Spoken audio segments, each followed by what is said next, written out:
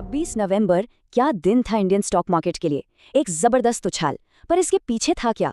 और सबसे बड़ा सवाल, क्या ये तूफान कल भी जारी रहेगा? आज के इस पूरे विश्लेषण में इन्हीं सवालों की तह तक जाएंगे। चलिए फटाफट शुरू करते हैं। ये जो नंबर स्क्रीन पर है, 6 लाख करोड़ रुपए। मतलब अंदाजा लगाइए, कई छोटे मोटे देशों की पूरी जीडीपी से भी ज्यादा पैसा। और ये सब हुआ सिर्फ एक दिन में। निवेशकों की वेल्थ में इतना बड़ा जंप, ये दिखाता है कि इंडियन मार्केट में दम कितना है। और ये कोई छोटा मोटा उछाल नहीं था।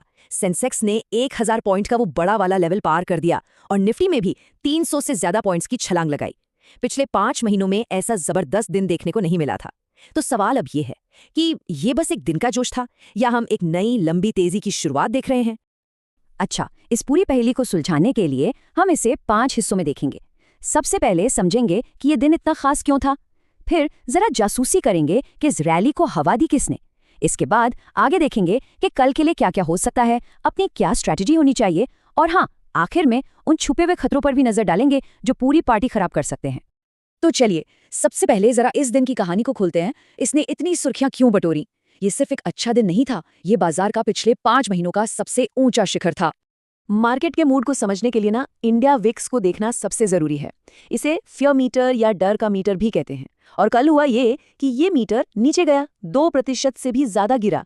इसका मतलब सीधा सा है, मार्केट से डर घट रहा है और कॉन्फिडेंस बढ़ रहा है।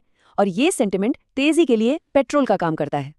तो सवाल ये है कि वो कौन सी ताकतें थी जिन्होंने मिलकर मार्केट को इतना ऊपर धकेल दिया। देखिए, ये किसी एक वजह से नहीं हुआ, बल्कि 4 बड़े बड़े ड्राइवर्स ने एक साथ काम किया। आइए एक एक करके सबको समझते हैं। पहला कारण तो आया 7 समंदर पार से। देखिए, होता क्या है कि जब अमेरिका में इकोनॉमी के आंकड़े थोड़े सुस्त आते हैं तो ये एक तरह से अच्छी खबर बन जाती है। आप पूछेंगे कैसे? क्योंकि इससे उम्मीद बढ़ जाती है कि अमेरिकी फेडरल रिजर्व अब ब्याज दरें घटाएगा। और जब अमेरिका में दरें घटती है ना, तो वहां का पैसा भारत जैसे तेजी से बढ़ते हुए बाजारों की तरफ भागता है। और हुआ भी बिल्कुल वैसा ही। फॉरेन इन्वेस्टर्स, जिन्हें हम FIIs कहते हैं, वो लौट आए हैं। कुछ टाइम से जो किनारे बैठे थे, उन्होंने कल मार्केट में करीब करीब 800 करोड़ रुपए डाल दिए। अब ये सिर्फ पैसा नहीं है, ये एक तरह से मार्केट पर भरोसे की मोहर है। तीसरी बात, ये समझना भी जरूरी है कि भारत अकेला नहीं चल रहा था। कल दुनिया भर के बाजारों में एक ही गाना बज रहा था, और वो था तेजी का। तो जब पूरी दुनिया में तेजी की लहर हो तो जाहिर है हमारी नाव भी ऊपर उठेगी ही। और चौथा और शायद सबसे जरूरी कारण, ये तेजी सिर्फ हवा हवाई नहीं थी, इसकी जड़ें मजबूत थीं। हुआ ये कि एक्सपर्ट्स ने इंडियन कंपनियों के आने वाले मुनाफे के अनुमान को बढ़ा दिया है। आसान भाषा में कहें तो वो ये मान रहे हैं कि इंडिया की इकोनॉमी का इंजन और भी रफ्तार पकड़ने को तैयार है। तो ये तो हो गई कल की बात, लेकिन अब आते हैं $1 मिलियन क्वेश्चन पर। कल क्या होगा? चलिए जरा भविष्य में झांकते हैं और देखते हैं कि एक्सपर्ट्स का क्या कहना है। तो देखिए, मोटे तौर पर 3 बातें हो सकती हैं। सबसे ज्यादा चांस, करीब 60%, इसी बात का है कि तेजी बनी रहेगी। हो सकता है रफ्तार थोड़ी कम हो जाए।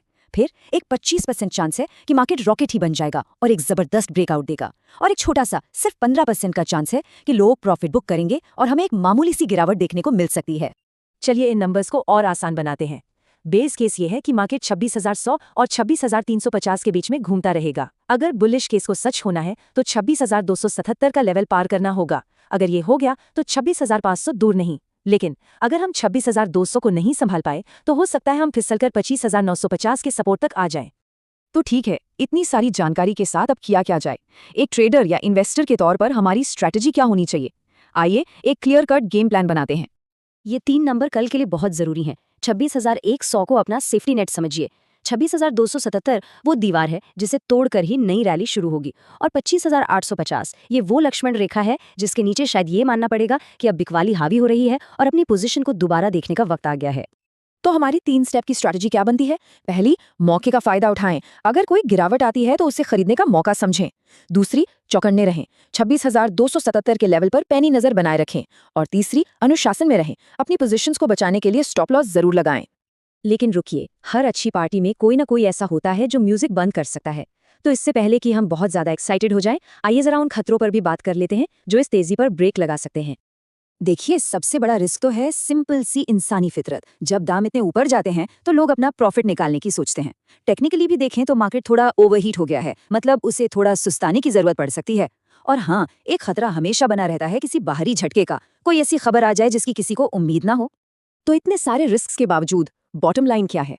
एक्सपर्ट्स का मानना है कि पलड़ा अब भी बुलिश साइड पर ही थोड़ा भारी है। मार्केट की रफ्तार, विदेशी पैसा और घटता हुआ डर, ये सब मिलकर एक ऐसा मजबूत कॉम्बिनेशन बना रहे हैं जो मार्केट को और ऊपर ले जा सकता है। तो हम आज एक बहुत ही दिलचस्प मोड़ पर खड़े हैं। क्या ये एक नए ऐतिहासिक बुल रन की शुरुआत है जो हमें आसमान की नई ऊंचाइयों पर ले जाएगा, या फिर ये तूफान से पहले की खामोशी है और एक बड़ा करेक्शन बस आने ही वाला है?